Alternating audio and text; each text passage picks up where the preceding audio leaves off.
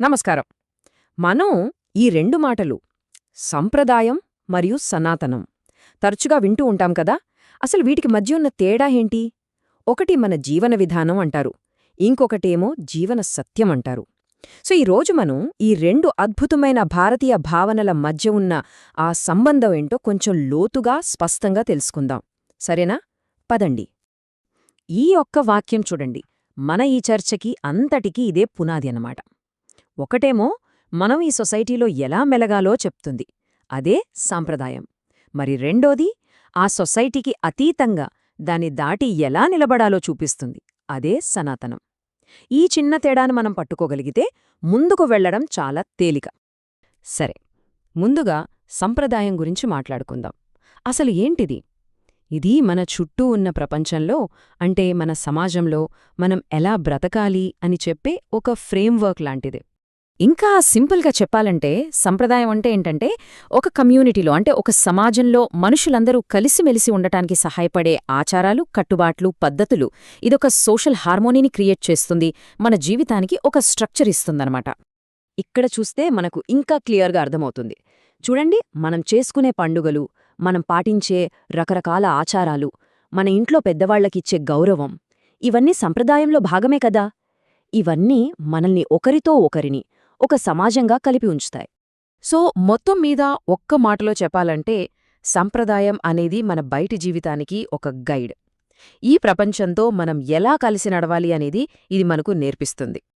Okay, ఇప్పటివరకు సంప్రదాయం అంటే బయట ప్రపంచం అనుకున్నాం. ఇప్పుడు రెండో కాన్సెప్ట్ సనాతనం వైపు వెళ్దాం. ఇది సంప్రదాయం కంటే చాలా లోతైనది. బయట కాదు, లోపలికి సంబంధించినది. ఒక శాశ్వతమైన సూత్రం. సనాతనం అంటే శాశ్వతమైనది, అంటే ఎప్పటికీ మారని సత్యం లేదా ధర్మం.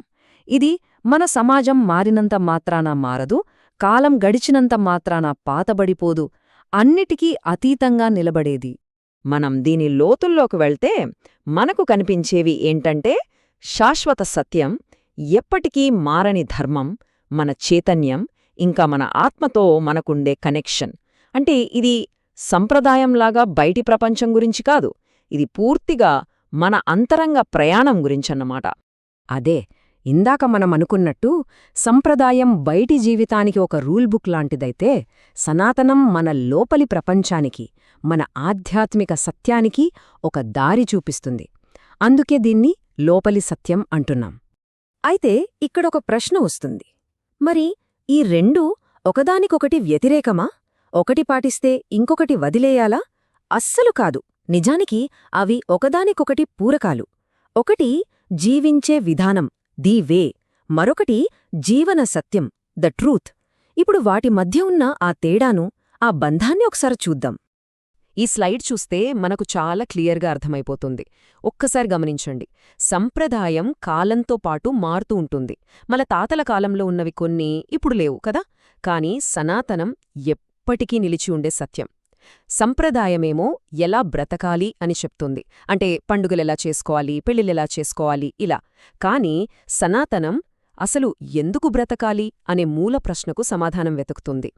ఒకటి మనల్ని సమాజానికి కలిపే ఒక వంతెన లాంటిది, మరొకటి మనల్ని సత్యానికి చేర్చే ఒక ద్వారం లాంటిది.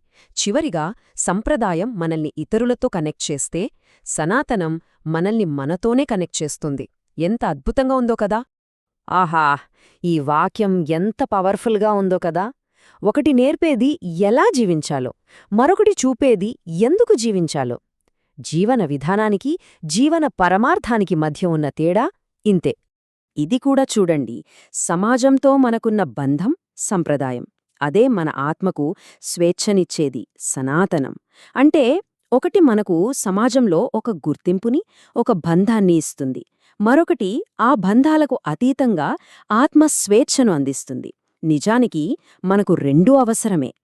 చివరిగా ఈ మాటతో మనం ఈ విశ్లేషణను ముగించవచ్చు. సంప్రదాయం జీవన విధానం, సనాతనం జీవన సత్యం. ఒకటి మనం నడిచే దారి అయితే, ఇంకొకటి మనం చేరాల్సిన గమ్యం.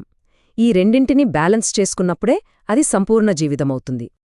సో ఇదంతా విన్నాక మన ముందు ఒక పెద్ద ప్రశ్న నిలుస్తుంది. ఈ జీవన విధానానికి, అంటే ద వే ఆఫ్ లైఫ్కి, మరియు జీవన సత్యానికి, అంటే ద ట్రూత్ ఆఫ్ లైఫ్కి మధ్య ఆ, సరైన బ్యాలెన్స్ను మన జీవితంలో ఎలా సాధించాలి? ఇది ఖచ్చితంగా మనం ఆలోచించాల్సిన విషయం.